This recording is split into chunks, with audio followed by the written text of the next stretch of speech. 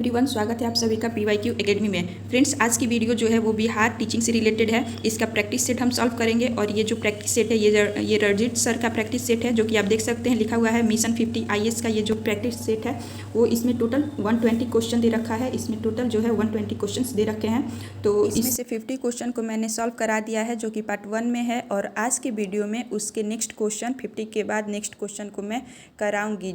Friends, अगर आपने हमारा पार्ट 1 वीडियो जो देख रखा होगा और वो पसंद आया होगा, उसका एक्सप्लेनेशन आपको समझ में आया होगा, तो प्लीज़ चैनल के साथ बने रहे और लाइक शेयर सपोर्ट जरूर करें। केंसियन विचारधारा यानी कि केंसियन विचारधारा के अंतर्गत आय के संतुलन का निर्धारक निम्नलिखित में से कौन है? ऑप्शन ए में सामूहिक मांग, ऑप्शन बी में सामूहिक पूर्ति, ऑप्शन सी में उत्पादन कर, ऑप्शन डी में उपयुक्त में से एक से अधिक, ऑप्शन ई उपयुक्त में से कोई नहीं। तो इसका सही आंसर हो जाएगा 51 का ऑप्शन डी, एक उपयुक्त में से एक से अधिक। ये जो है सही आंसर हो जाएगा। क्वेश्चन नंबर 52 है, ये भी केंसियन से ही रिलेटेड है। केंसियन बचत निवेश दृष्टिकोण के अनुसार आय रोजगार संतुलन निर्धारण निम्नलिखित में से किस बिंदु पर होता है? ऑप्शन ए में है, आप देख सकते हैं ए में S greater than I, option B में आई ग्रेटर देन एस। तो इसका सही आंसर हो जाएगा ऑप्शन 52 का सही आंसर हो जाएगा ऑप्शन सी, यानी कि दोनों आई और एस जो है वो इक्वल होते हैं। क्वेश्चन नंबर 53 है, आय और उत्पादन के संतुलन स्तर पर सामूहिक मांग में वृद्धि होने पर निम्नलिखित में से किस में वृद्धि होती है? ऑप्शन ए है रोजगार, ऑप्शन बी उत्पादन, ऑप्शन सी आय, और ऑप्शन डी है उपरोक्त में से एक से अधिक, और ऑप्शन ई है उपरोक्त में से कोई नहीं। तो इसका सही आंसर हो जाएगा ऑप्शन डी, यानी कि उपरोक्त में से एक से अधिक इसका राइट आंसर हो जाएगा। क्वेश्चन नंबर 54 है, केन्स का रोजगार सिद्धांत निम्नलिखित में से किस पर निर्भर है? ऑप्शन ए है प्रभावपूर्ण मांग, ऑप्शन बी है पूर्ति, ऑप्शन सी है उत्पादन क्षमता, ऑप्शन डी है उपरोक्त में से एक से अधिक, और ऑप्शन ई है उपरोक्त में से कोई नहीं। तो 54 का सही आंसर हो जाएगा ऑप्शन ए, यानी कि प्रभावपूर्ण मांग जो है केन्स का रोजगार सिद्धांत पर निर्भर होता है। क्वेश्चन नंबर 55 है, केन्स के सिद्धांत का संबंध, अगेन इसी से क्वेश्चन रिलेटेड है केन्स से ही। तो ऑप्शन ए है प्रभावपूर्ण मांग प्रवृत्ति से उपभोक्त प्रवृत्ति से, ऑप्शन सी है बचत प्रवृत्ति से, ऑप्शन डी है उपरोक्त में से एक से अधिक, और ऑप्शन ई है उपरोक्त में से कोई नहीं। तो इसका सही आंसर हो जाएगा ऑप्शन डी, यानी कि उपयुक्त में से एक से अधिक। ऑप्शन डी राइट हो जाएगा। क्वेश्चन नंबर 56 है, निम्नलिखित में से कौन अप्रत्यक्ष कर है? ऑप्शन ए में है उत्पादन शुल्क, ऑप्शन बी में है सीमा शुल्क, ऑप्शन सी है, ऑप्शन डी है उपरोक्त में से एक से अधिक, और ऑप्शन ई है उपरोक्त में से कोई नहीं। तो इसका सही आंसर हो जाएगा ऑप्शन डी, यानी कि एक से अधिक। क्वेश्चन नंबर 57 है, निम्न में से किस अधिनियम ने केंद्र में द्वैध शासन प्रणाली को स्थापित किया? ये क्वेश्चन बार बार बीपीएससी में आता है, और ये द्वैध शासन प्रणाली ये बहुत इंपॉर्टेंट है, तो इसे आप ध्यान में रखिएगा। और इस क्वेश्चन को भी ये भी इंपॉर्टेंट है। ऑप्शन ए है भारत शासन अधिनियम 1935, ऑप्शन बी है भारत शासन अधिनियम 1991, ऑप्शन सी है भारत परिसर अधिनियम 1909, ऑप्शन डी है उपरोक्त में से एक से अधिक, और ऑप्शन ई उपरोक्त में से कोई नहीं। तो 57 का सही आंसर हो जाएगा ऑप्शन ए भारत शासन अधिनियम 1935। ऑप्शन ए जो है वो सही हो जाएगा। संघीय प्रणाली का पहला प्रयास भारत सरकार अधिनियम ब्लैंक द्वारा किया जाता है। ऑप्शन ए में 1909, ऑप्शन बी में है 1919, ऑप्शन सी है 1935, और ऑप्शन डी है उपरोक्त में से एक से अधिक, और ई है उपयुक्त में से कोई नहीं। तो 58 का सही आंसर हो जाएगा ऑप्शन सी, यानी कि 1935 संघीय प्रणाली का पहला प्रयास सरकार अधिनियम 1935 द्वारा किया गया था। क्वेश्चन नंबर 59 है, किस अधिनियम की प्रमुख विशेषता प्रांतीय स्वायत्तता थी? ऑप्शन ए है 1935, ऑप्शन बी है 1919, ऑप्शन सी है 1904, और ऑप्शन डी है उपयुक्त में से एक से अधिक, और ऑप्शन ई है उपयुक्त में से कोई नहीं। तो 59 का सही आंसर हो जाएगा ऑप्शन ए 1935। क्वेश्चन नंबर 60 है, भारत में सचिव का पद किसके द्वारा निर्मित किया गया था? भारत में सचिव का पद किसके द्वारा निर्मित किया गया था, ये पूछा गया है। ए में दिया है मार्ले मिंटो सुधार 1909 से, ऑप्शन बी में है भारत सरकार अधिनियम 1858, ऑप्शन सी है भारतीय परिसर अधिनियम 1861, और ऑप्शन डी है उपयुक्त में से एक से अधिक, ऑप्शन ई है उपयुक्त में से कोई नहीं। 60 का सही आंसर हो जाएगा ऑप्शन बी, यानी कि भारत सरकार अधिनियम 1858 भारत में सचिव पद का निर्माण किया। क्वेश्चन नंबर 61 है, संविधान सभा के विचार का औपचारिक रूप से प्रतिपादन किसके द्वारा किया गया? ऑप्शन ए में है मोतीलाल नेहरू, ऑप्शन बी है जवाहरलाल नेहरू, ऑप्शन सी है एम एन राय, ऑप्शन डी है उपयुक्त में से एक से अधिक, और ई है उपयुक्त में से कोई नहीं। तो 61 का सही आंसर हो जाएगा ऑप्शन सी, यानी कि एम एन राय। और क्वेश्चन नंबर 62 है, भारत में जनप्रिय संप्रभुता है क्योंकि भारत के संविधान की प्रस्तावना शुरू होती है इन शब्दों से। ऑप्शन ए में है लोकतंत्रवादी भारत, ऑप्शन बी में है लोक गणराज्य, ऑप्शन सी में है लोक प्रभुसत्ता, ऑप्शन डी है उपरोक्त में से एक से अधिक और ऑप्शन ई है उपरोक्त में से कोई नहीं। तो इसका सही आंसर हो जाएगा ऑप्शन बी यानी कि लोक गणराज्य। क्वेश्चन नंबर 63 है भारतीय संविधान का अभिभावक कौन है। इसका ऑप्शन है राष्ट्रपति, प्रधानमंत्री, सर्वोच्च न्यायालय और उपयुक्त में से एक से अधिक और उपयुक्त में से कोई नहीं। तो 63 का सही आंसर हो जाएगा ऑप्शन सी यानी कि सर्वोच्च न्यायालय भारतीय संविधान का अभिभावक होता है। क्वेश्चन नंबर 64 है मूल संविधान में कितनी अनुसूचियां हैं। ऑप्शन ए में दे रखा है 8, ऑप्शन बी में है 9, ऑप्शन 10 जो है ऑप्शन सी जो है 10 है और ऑप्शन डी जो है 11 है। 64 का सही आंसर हो जाएगा ऑप्शन ए यानी कि 8। क्वेश्चन नंबर 65 है भारत के महान्यायवादी की नियुक्ति से संबंधित अनुच्छेद कौन सा है। ऑप्शन ए में अनुच्छेद 53, ऑप्शन बी में अनुच्छेद 63, ऑप्शन सी अनुच्छेद 76, ऑप्शन डी उपयुक्त में से एक से अधिक, ऑप्शन ई उपयुक्त में से कोई नहीं। इसका सही आंसर हो जाएगा सी, इसका सही आंसर हो जाएगा यानी कि अनुच्छेद 76 76 इसका राइट आंसर हो जाएगा।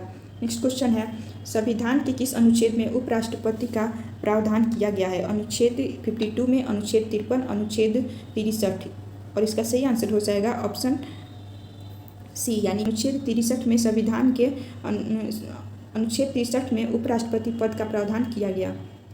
7 है राष्ट्रमंडल खेल 2022 में भारत ने किस खेल में अपना पहला पदक जीता। ऑप्शन ए में है नेटबॉल, ऑप्शन बी है स्क्वैश, ऑप्शन सी है लॉन बॉल्स, ऑप्शन डी है उपयुक्त में से एक से अधिक और ऑप्शन ई है उपयुक्त में से कोई नहीं। तो इसका सही आंसर हो जाएगा ऑप्शन ई यानी कि उपयुक्त में से कोई नहीं। क्वेश्चन नंबर 68 है किस संस्थान ने वित्तीय सेवाओं की आउटसोर्सिंग में संलग्न विनियमित संस्थाओं को निर्देश जारी किया, यानी कि which organisation issue direct to regulate entities engaged in outsourcing of financial service. तो इसका सही आंसर हो जाएगा 68 का ऑप्शन बी यानी कि रिजर्व बैंक ऑफ इंडिया, भारतीय रिजर्व बैंक। फ्रेंड्स ये जो 67 से है करंट अफेयर्स आपका स्टार्ट हो चुका है, तो आप ध्यान रखिएगा कि 67 क्वेश्चन से आपका करंट अफेयर्स स्टार्ट हो चुका है।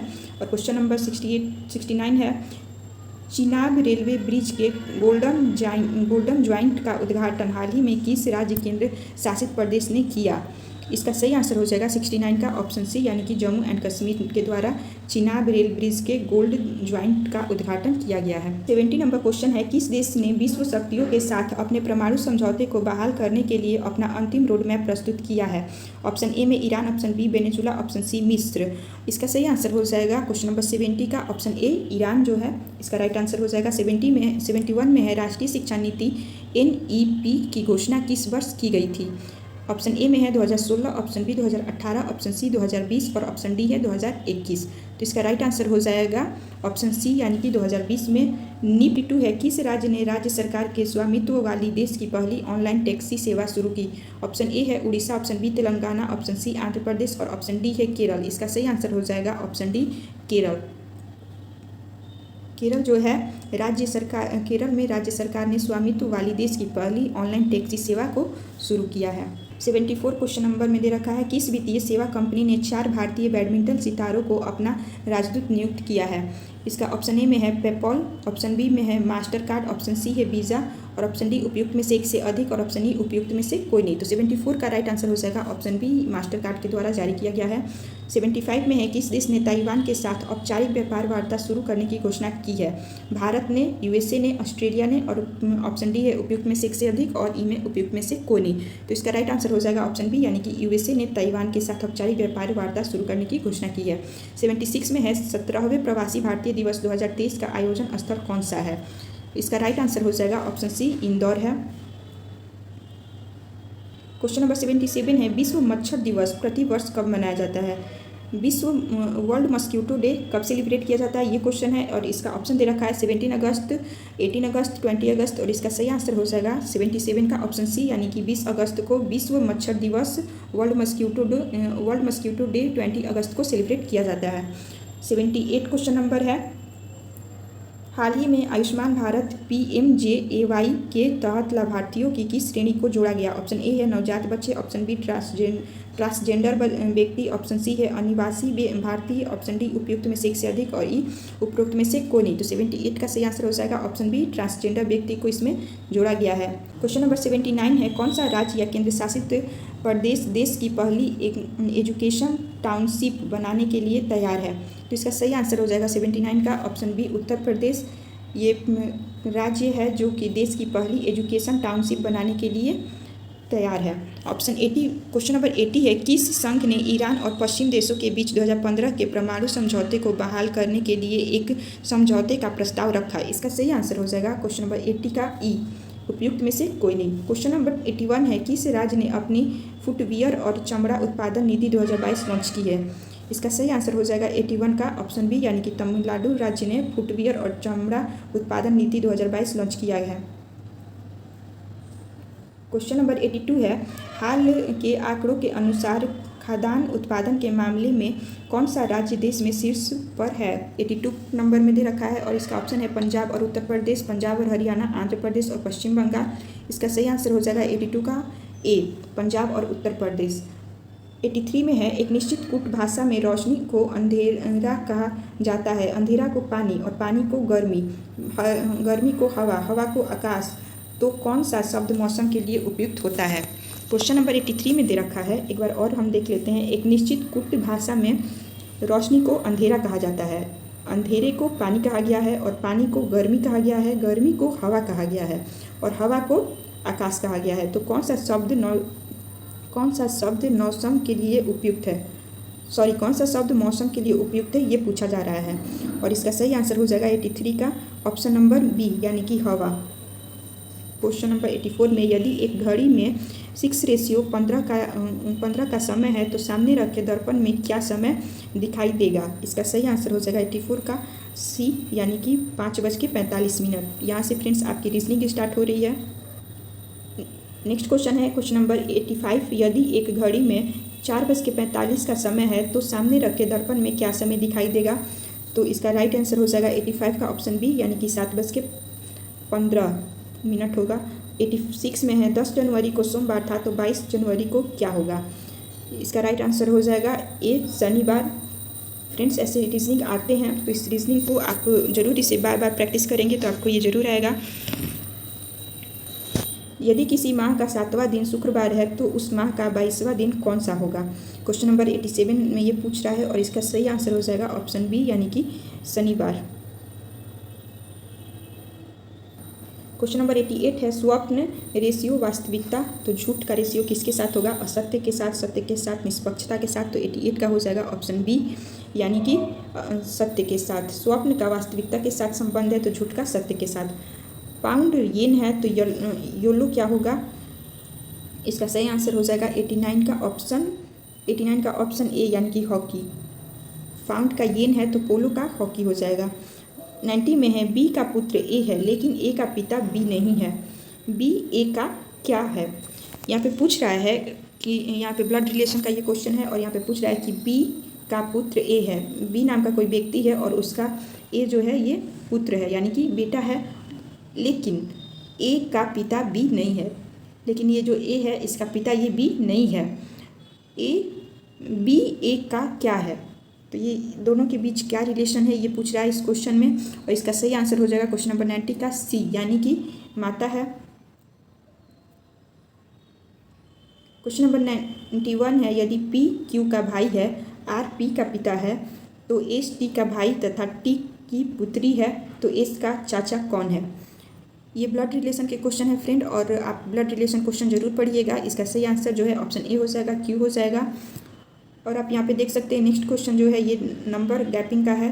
कुछ यहाँ पे नंबर दिए जाते हैं और इसमें कुछ नंबर यहाँ पे गैप होते हैं, तो आप यहाँ देख सकते हैं रखा है 33, 28, 24, क्वेश्चन मार्क 19 और 18। इनके बीच यहाँ पे क्वेश्चन मार्क की जगह पे कौन सा नंबर होगा ये आपसे पूछ रहा है और इसका सही आंसर हो जाएगा ऑप्शन ए, यानी कि 21। फ्रेंड्स, इस क्वेश्चन में क्या किया गया है देखिए, आप देख सकते हैं फ्रेंड्स इस क्वेश्चन में किया गया है जो 33 और 28 है इनके बीच में 5 नंबर का डिफरेंस है और 24 और इसके बीच का डिफरेंस पूछ रहा है और यहाँ पे 19 और 18 के बीच में 1 का डिफरेंस है। तो ये एक पैटर्न पर दे जा रहा है। 33 और 28 के बीच 5 का डिफरेंस है और 28 और 24 के बीच में 4 का डिफरेंस है। तो यहाँ पे आप देख सकते हैं नेक्स्ट जो होगा ये 24 और इस क्वेश्चन मार्क के बीच कितने का डिफरेंस होगा? तो यहाँ पे 3 का डिफरेंस होगा और नेक्स्ट पैटर्न आप देख सकते हैं कि जो यहाँ पे ब्लैंक है उसका डिफरेंस 19 में इतने का होगा, तो ये 2 का डिफरेंस होगा। और 19 का अगर आप 18 के साथ देखिएगा तो इसका डिफरेंस कितना है, 1 का है। तो एक पैटर्न बनते जा रहा है रिवर्स नंबर का, यानी कि 4 3 5 4 3 2 1। तो यहाँ पे ऑप्शन में इसका सही आंसर जो है ये हो जाएगा ऑप्शन ए, यानी कि 21। ऐसे ही करके नेक्स्ट क्वेश्चन दे रखा है 93 में 6 10 18 34 और क्वेश्चन मार्क। तो इसका सही आंसर हो जाएगा 93 का ऑप्शन सी होगा 66। और 66 कैसे होगा देख लेते हैं। 4 में यदि A ratio B equal to 4:5 है और B रेशियो C 5:6 है, C रेशियो D 6:7 के बराबर है, तो A रेशियो C का क्या होगा। A रेशियो C किसके बराबर होगा ये पूछ रहा है। यहाँ पे दे रखा है कि A रेशियो B जो है वो 4:5 के इक्वल है। और नेक्स्ट में दे रखा है कि B रेशियो C जो है ये है 5:6 के बराबर। और C रेशियो और D रेशियो जो है ये दे रखा है कि 6 रेशियो और 7 रेशियो के इक्वल है। तो नेक्स्ट पूछ रहा है कि A और C के बीच क्या रिलेशन होगा, यानी कि A और C का रेशियो क्या होगा। तो A और C का रेशियो आप देख सकते हैं 4:6 होगा और 4:6 हो जाएगा। और जब 4 इसको कट करेंगे 2 से तो 2 हो जाएगा, 2 2 4 2 3 6, तो यानी 2:3 आपका राइट आंसर हो जाएगा। तो 94 का ऑप्शन सी यहाँ पे करेक्ट हो जाएगा। क्वेश्चन नंबर 95 है यदि A B का और B C का हो तो A B C ज्ञात करें। तो इसका सही आंसर हो जाएगा 95 का ऑप्शन ई। इसमें से कोई भी ऑप्शन यानी कि राइट नहीं है। नेक्स्ट क्वेश्चन है 96 में एक आदमी 11 लीटर दूध में 6 लीटर पानी मिलाता है। 11 लीटर दूध में 6 लीटर पानी डाल देता है और एक दूसरा व्यक्ति 8 लीटर दूध में 9 लीटर पानी डालता है, तो दोनों मिश्रणों को दूध की मात्रा का अनुपात क्या होगा। इसका राइट आंसर होगा ऑप्शन सी, यानी कि 11:8। एक आदमी 11 लीटर दूध में 6 लीटर पानी मिलाता है और एक दूसरा व्यक्ति 8 लीटर दूध में 9 लीटर पानी मिलाता है, तो दोनों मिश्रणों में दूध की मात्रा का अनुपात क्या होगा। सॉरी, मैंने यहाँ पे पानी का मात्रा बताया था जो कि 2:3 आएगा, और अगर दूध का पूछेगा तो 11:8 आएगा। तो यानी आपका ऑप्शन नंबर 3 यानी कि 11:8 सही हो जाएगा। नेक्स्ट क्वेश्चन 103 से देखिए, निम्नलिखित स्थलों में से कहाँ भारतीय उपमहाद्वीप में व्यवस्थित कृषि के सर्वाधिक पूर्ववर्तीय प्रमाण प्राप्त होते हैं। तो इसका सही आंसर हो जाएगा 113 का ऑप्शन ई, उपयुक्त में से कोई नहीं। क्वेश्चन नंबर 44 है अस्थायी कृषि और कृषि व्यवस्था के आरंभिक प्रमाण किस नवप्रशांतकालीन स्थल से प्राप्त होते हैं। इसका राइट आंसर हो जाएगा 144 का option C, Mehrgarh. Question number 115 है प्रागैतिहासिक अन्न उत्पादन स्थल मेहरगढ़ कहाँ अवस्थित है। घग्गर नदी के तट पर, ऑप्शन बी कच्छ के रण के पूर्व भाग में, ऑप्शन सी बोलन नदी के किनारे, ऑप्शन डी उपयुक्त में से एक से अधिक, ऑप्शन ई उपयुक्त में से कोई नहीं। तो इसका सही आंसर हो जाएगा ऑप्शन सी, यानी कि बोलन नदी के किनारे जो है मेहरगढ़ स्थित है। क्वेश्चन नंबर 116 है किस स्थान पर प्रथम भारतीय पूरा पाषाणी कलाकृति की खोज हुई थी। तो इसका राइट आंसर हो जाएगा ऑप्शन सी, यानी कि पल्वरम में जो है प्रथम भारतीय पूरा पाषाणी कलाकृति की खोज किया गया था। क्वेश्चन नंबर 117 है सिंधु घाटी सभ्यता की विकसित अवस्था में निम्नलिखित में से किस स्थल के घरों में कुओं के अवशेष मिले हैं। तो इसका राइट आंसर हो जाएगा 117 का ऑप्शन ई, उपयुक्त में से कोई नहीं। नेक्स्ट क्वेश्चन है क्वेश्चन नंबर 118 मानव द्वारा सर्वप्रथम प्रयुक्त अनाज था गेहूँ, चावल, जौ, उपयुक्त में से एक से अधिक और उपयुक्त में से कोई नहीं। तो मानव द्वारा सबसे प्रथम उपयुक्त अनाज जो था वो है गेहूँ।